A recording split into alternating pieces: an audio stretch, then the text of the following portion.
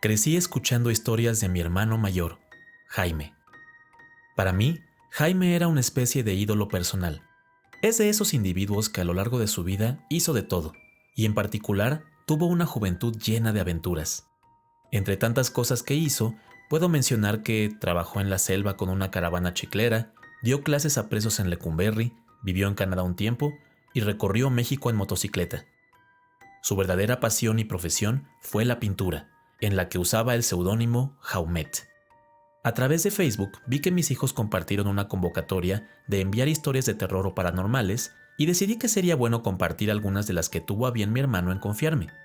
Quizá es por la nostalgia que me atrevo a hacerlo ahora, pues tiene un par de meses que nos dejó, y que estoy seguro de que en vida no le habría hecho mucha gracia que fueran divulgadas. Esta historia me parece de las más interesantes. Le sucedió a mi hermano en el viaje que hizo en su juventud en motocicleta por todo el país. Les aseguro que a pesar de las similitudes que puedan encontrar con material de películas o series, es meramente coincidencia. Mi hermano, siendo un artista excéntrico, murió siendo un octogenario que no poseía una televisión, mientras que yo he tratado de comunicar fielmente la historia tal y como me fue relatada. En su camino hacia el norte, mi hermano recordó una vieja leyenda familiar de un tesoro enterrado en San Blas, Nayarit. Esa es una historia muy larga y que seguramente compartiré en el futuro. Persiguiendo un poco esta leyenda, mi hermano condujo su motocicleta rumbo a San Blas. Sin embargo, la oscuridad de la noche empezó a cubrir el camino y decidió hacer una parada en el primer poblado que encontró. El espíritu aventurero de mi hermano lo llevaba a hacer cosas que algunos no se atreverían, como tocar puertas de casas particulares y pedir asilo, buscar hospicios y posadas donde fuera. Una que otra vez incluso pasó la noche bajo la luz de la luna, acompañado solo de su motocicleta y algún cigarrillo para fumar. En este poblado intentó de todo, y la gente, actuando de forma desconfiada, le negó el acceso. Alcanzó a ir a la cantina del pueblo, que, como podrán suponer, no cerraba temprano. Ahí pudo comer algo y tomar un trago, sentarse y descansar, pero de alojamiento no se veía nada prometedor. Cuando ya estaba bien instalado en la cantina, comenzó una lluvia torrencial, y haciendo uso de su facilidad de palabra, intentó convencer al cantinero y dueño del lugar de dejarlo quedar ahí, incluso no solo de pagarle por pasar la noche, sino que además le ayudaría a ordenar al cerrar. A pesar de su labia, no logró convencer al cantinero, y cuando ya daban las 2 de la mañana, tuvo que dejar el lugar que estaba por cerrar. La lluvia seguía intensa. Mi hermano tomó su motocicleta y sin arrancarla, se dirigió al borde del pueblo donde pensó instalarse bajo una línea de árboles que parecía dibujar una frontera imaginaria. Pasando esta línea de árboles, notó una casa de buen tamaño, muy descuidada, pero también con un porte diferente a las del resto del pueblo. La luz de la luna brillaba sobre la casa, como si las densas nubes y la lluvia hicieran un espacio para que ésta fuera visible. De nuevo, mi hermano, siendo quien era, no titubeó y pensó que sería su oportunidad de encontrar dónde pasar la noche. Tocó la puerta y momentos después apareció la figura de un hombre alto, delgado y vestido de una manera muy sobria, pero que dejaba ver cierta elegancia en su atuendo. «¿Qué quiere?», preguntó el individuo a mi hermano. Estoy buscando dónde pasar la noche. Nadie en el pueblo me quiso dar alojamiento y con la tormenta no quisiera dormir en la intemperie», respondió Jaumet con una timidez no usual en él.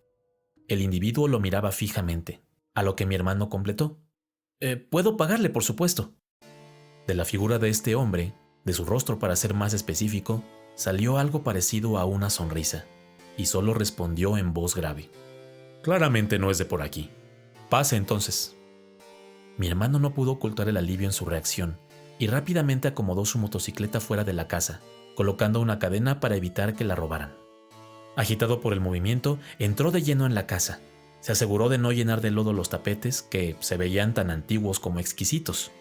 Algo que le llamó más la atención que los tapetes fue que toda la iluminación interior era generada por un centenar de velas ubicadas por doquier. Hacía sentido, pues, analizando en su cabeza, no había notado cableado eléctrico en la imagen mental que hizo cuando observó la casa desde la línea de árboles en la orilla del pueblo. Su ahora anfitrión avanzaba despacio, guiándolo hacia unas escaleras, y de una manera muy delicada le dijo: «Es ya muy tarde. Seguramente querrá dormir.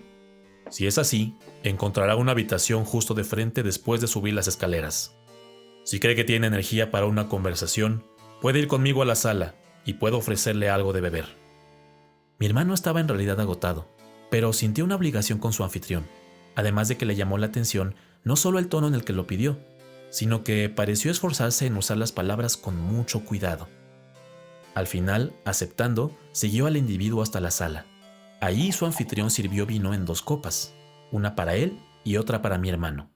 Se sentaron a la luz de las velas y, haciendo preguntas muy cortas, obtuvo información de mi hermano sobre lo que hacía, por qué viajaba y en general de cosas que pasaban en el mundo, pero nunca preguntó su nombre. En la primera oportunidad, mi hermano buscó la manera de lanzar preguntas a su anfitrión. «Y bueno, ¿cuál es su nombre?» «Gilem», respondió de manera muy seca. «¿Y qué hace usted viviendo en este pueblo?», preguntó mi hermano sin presentarse a sí mismo. Gilem lanzó una sonrisa sorda. «Si te lo digo, no me creerías. Y si me crees, tu reacción puede ser un problema». Mi hermano, ahora con una curiosidad inmensa, no pudo evitar responderle.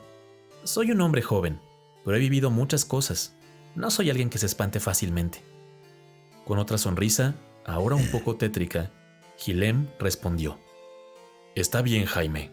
La verdad es que soy un vampiro». Mi hermano contaba haber sentido un vacío en el estómago. ¿Cómo es que ese individuo podría saber su nombre?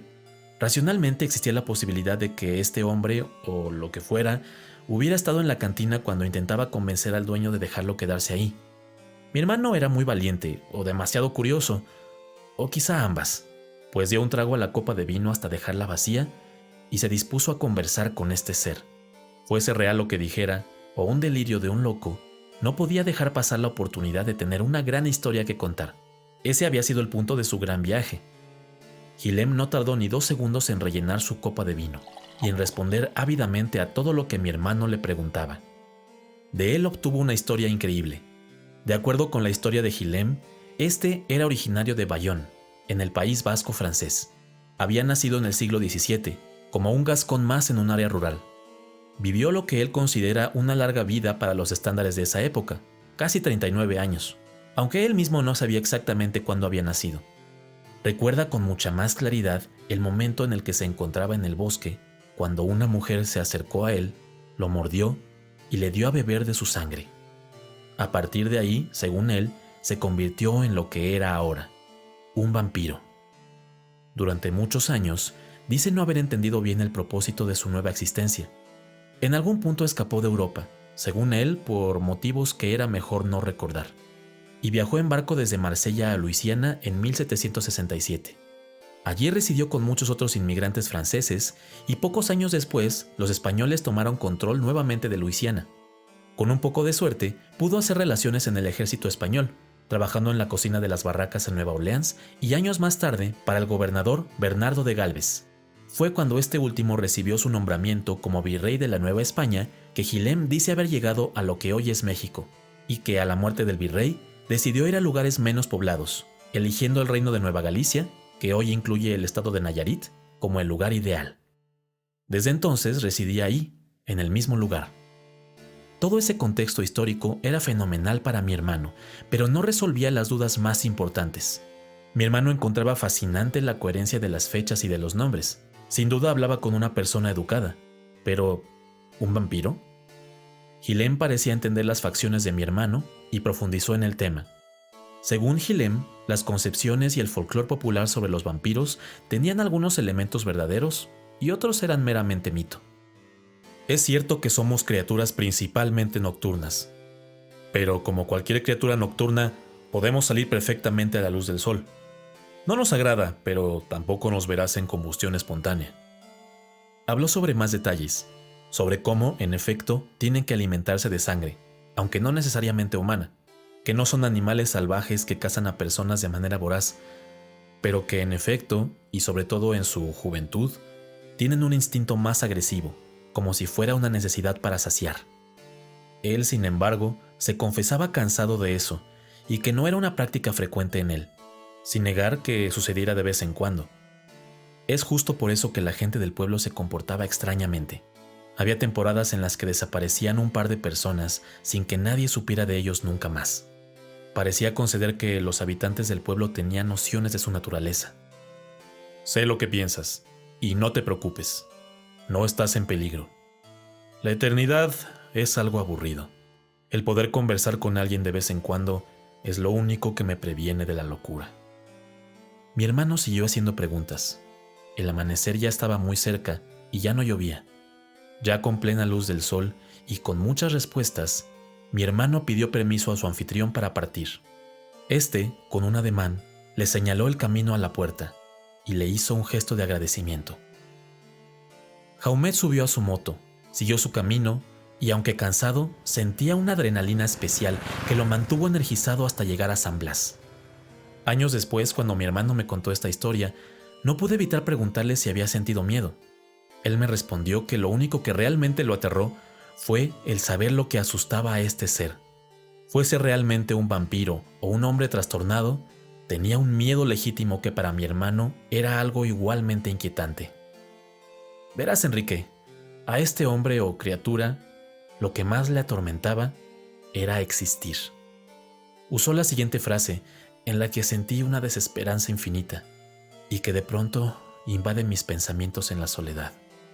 Dijo: la eternidad te lleva por caminos insospechados.